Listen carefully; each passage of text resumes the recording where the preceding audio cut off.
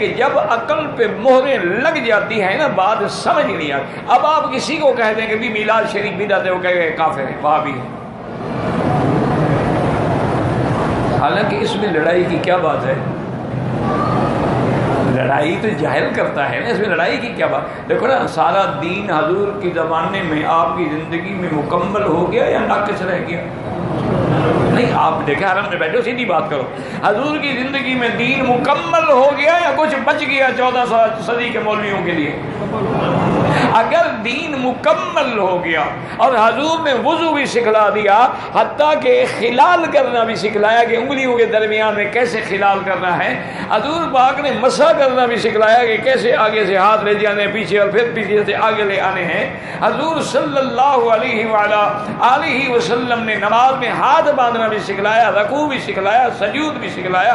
حضور پاک نے وضو کے فرائض بھی بتلائے، غسل کرنے کا طریقہ بھی سکھلایا. کیوں؟ دین مکمل ہو گیا، حضور کیوں کیسی چیز چھوڑ سکتے ہیں؟ حتیٰ کہ ایک عورت آئی، بی بی عائشہ فرماتی ہے کہ میں حیران ہو گئی کہ وہ آئی، انہوں نے کہا حضور مجھے آپ یہ بتائیں کہ میرے حیض کے دن جب گزر جائیں تو حیض سے پاک ہونے کا غسل کا طریقہ کیا؟ دیکھیں رحمت للعالمین ہے کہ بھئی یہ بھی تو میری امت ہے نا، میری بیٹی ہے نا، آخر باپ سے مسئلہ نہیں پوچھے کس سے پوچھے؟ حضور تو ساری امت کے باپ بھی تو ہیں، جس میں کروڑوں باپ قربان ہیں.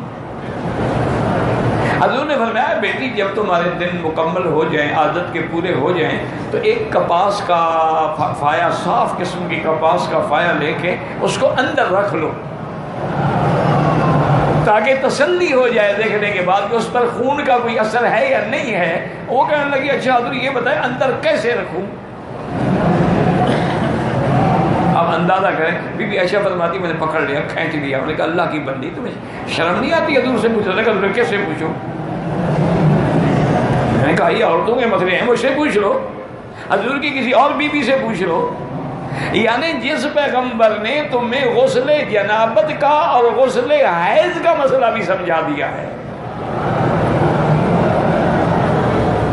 کوئی ایک چیز اللہ کے دین کی نہیں ہے جو حضور نے نہیں سمجھائی. اور جو کہتا ہے کہ حضور نے نہیں سمجھایا ہے مانا وہ منکر نبی ہے، کیونکہ قرآن الیوم اکملت لکم دینکم واتممت علیکم نعمتی ورضیت لکم الاسلام دینا.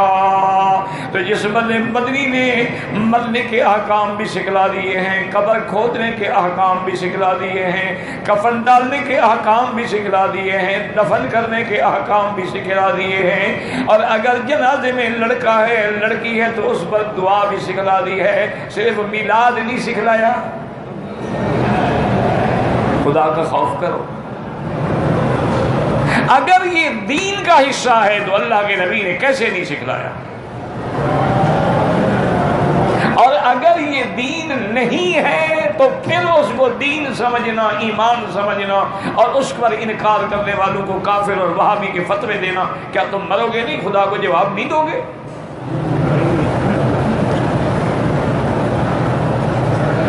باقی یہ کوئی دلیل نہیں ہوتی کہ کہتے ہو جی ٹھیک ہے لیکن اگر ہم کرتے ہیں تو کام تو اچھا ہی. اگر مگر سے دین ثابت نہیں ہوتا.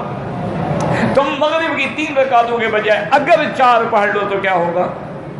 کام تو اچھا ہے نا، نماز پڑھ رہے ہو نا. اگر طواف کے 7 چکروں کے بجائے 8 کر لو تو مگر کیا ہوگا؟ ایمان سے نکل جاؤ گے، تم حضور کی مخالفت کر رہے ہو. خدا کے لیے سمجھو وجہ کیا ہے کہ وہ دل و دماغ الٹ گئے.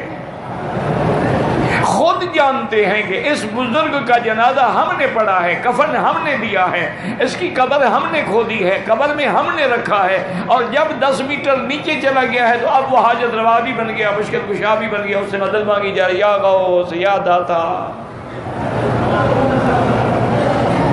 اللہ کے لیے، خدا کے لیے چھوڑو مولوی مکی والی مدنی کی باتیں. خدا نے تم کو عقل بھی دیا ہے. 2 رکعت نماز پڑھ کے مکے میں ہو مدینے میں ہو اللہ سے دعا مانگو میرا مولا یہ وہ مقام ہے جہاں حضور پیدا ہوئے، یہ وہ مقام ہے جہاں قرآن اترا ہے، یہ وہ مقام ہے جہاں اللہ کے نبی نے دین کی دعوت دی ہے، ہمیں محمد والا دین نصیب فرما. پھر دیکھو گے رستے کھلتے ہیں کہ نہیں کھلتے ہیں. تم اگر اللہ والوں کے پاس آنا ہی نہ چاہو، قرآن سننا ہی نہ چاہو، حدیث سمجھنا ہی نہ چاہو، صحابہ کی غلامی میں نہ ہو، تو پھر دین کیسے سمجھ آئے گا؟ دین حلوے کھانے سے تو سمجھ نہیں آتا، دین گیارہویاں پکانے سے تو سمجھ نہیں آتا، دین محرم میں سیاہ کپڑے پہننے سے سمجھ نہیں آتا، دین محرم میں چارپائیاں الٹا کر کے سونے سے سمجھ نہیں آتا، دین ماتم کرنے سے سمجھ نہیں آتا. اور روافض جو ہیں وہ صحابہ کو گالیاں دیتے ہیں، تم علماء کو گالیاں دیتے ہو کہ یہ وہابی ہیں اور ان کے رسول ہیں. آخر خدا کو کیا جواب؟ ہم ہر سال میلاد شریف مناتے ہیں، بالکل بدعت ہے، ثواب کے بجائے گناہ ہوتا. کل محدثۃ بدعہ وکل بدعۃ ضلالہ. اگر میلاد دین ہوتا، میرا ایمان ہے سب سے پہلے ابو بکر، عمر، عثمان، علی مناتے. اگر میلاد دین ہوتا سب سے پہلے حسن، حسین، بی بی فاطمہ مناتے. یہ تو 600 سال بعد ایک بادشاہ نے رسم جاری کی تھی، وہ گلے میں پڑ گئی. اب تو جی پیر ایسے ایسے ہتھ کنڈے کرتے ہیں کہ آدمی حیران ہو جاتا ہے. ایک پیر صاحب تھے، میں نام تو نہیں لیتا، تو وہ سفر میں ہوتے نا جی، تو بڑا پروٹوکول، آگے پیچھے گاڑیاں شاڑیاں، تو بس سڑک کے کنارے جنگل میں جاتے جاتے اشارہ کر دے گاڑیاں روک دو. گاڑیاں رک جاتی، حضرت جلدی سے گاڑی سے نکلتے اور دور جا کے ایسے ہاتھ باندھ کے کھڑے رہتے. آدھا پونا گھنٹہ کھڑے رہتے، اس کے بعد واپس آتے، کہتے حضور پاک کی سواری جا رہی تھی، میں ملنے کے لیے گیا تھا. اب ایسے آدمی کو میں پیر کہوں گے کیا کہوں؟ یہ دعویٰ تو کبھی ابو بکر نے بھی نہیں کیا، حضرت عمر، عثمان و علی نے بھی نہیں کیا. صحابہ کی جنگیں ہو گئی، بی بی عائشہ حضرت علی کی جنگ ہو گئی، ہزاروں صحابہ شہید ہو گئے. ان میں سے کسی نے کہا کہ حضور آئے تھے فیصلہ کرنے کے لیے، تیرے پاس آ جاتے ہیں، بس 2 دیگیں پکا لو، 2 نعت خواں کھڑے کر دو، وہ بھی داڑھی منڈے، حضور آ جائیں. ایک آپ کے پیر نے تو کہا نا کہ حضور نے فرمایا ہوائی جہاز کی ٹکٹ بھی بھیجے. لا حول ولا قوت الا باللہ.